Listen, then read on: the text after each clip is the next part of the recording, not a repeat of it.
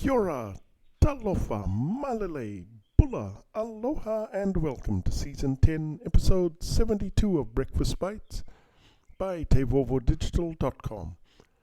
A wrap of Pasifika People's sports news on Thursday morning, 11 September 2024. Coming to you with tons of hanisi from the 180th meridian in the middle of the blue continent, where it is mostly cloudy and a muggy 23 degrees Celsius at 5 a.m. with an expected high of 26.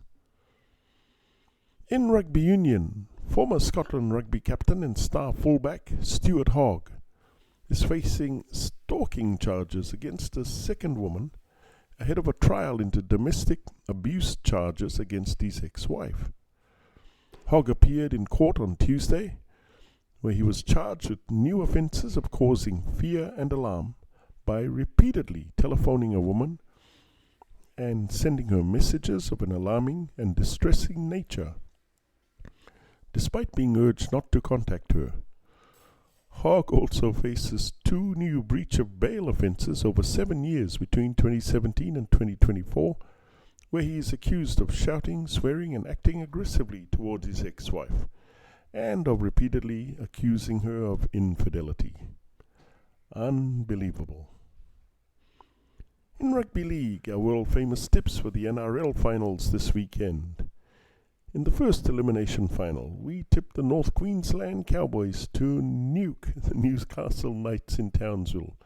And in the second elimination final, the Bulldogs to outfox Manly on Sunday at 4:05 p.m. at Accor Stadium.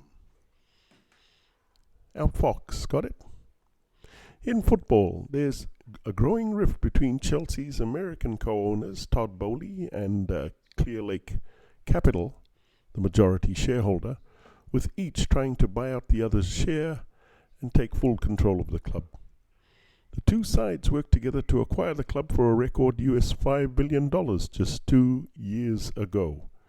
Meanwhile, Chelsea keep losing. In the NFL, despite the blowout win for Dallas that was largely devoid of any on-field drama, the high-profile debut of new Fox Sports lead NFL analyst Tom Brady boosted viewership on Fox Sports for the Cowboys-Browns game to 23.8 million average, up 46% from the comparable game to open last season, and was the entire network's most watched Week 1 game since 2020. And in the WNBA, the WNBA's regular season was the most watched in history across all ESPN platforms, with an average of 1.2 million viewers per game.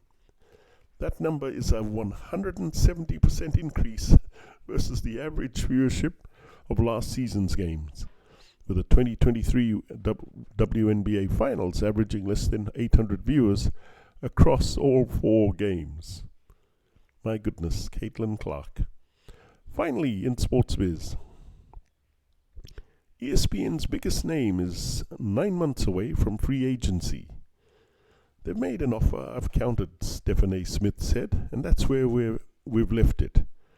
At US $12 million a year, ESPN's top dog has been eclipsed in pay by NFL personalities Joe Buck, Troy Aikman, and Pat McAfee, who each make US $15 million or more annually.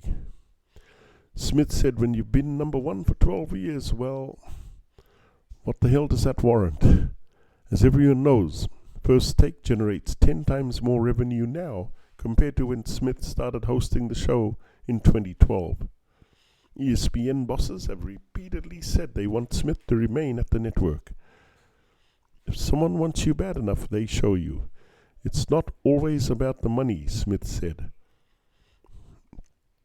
No way, Smithy. It's always about the money. And that's a wrap, peeps. Please hit the like and subscribe buttons below if you want to receive more Pasifika sports highlights on Breakfast Bites. Mahalo and kakite. For TEIVOVOdigital.com, I'm Kaldan Kamir, thanking you all too much for all your love and support.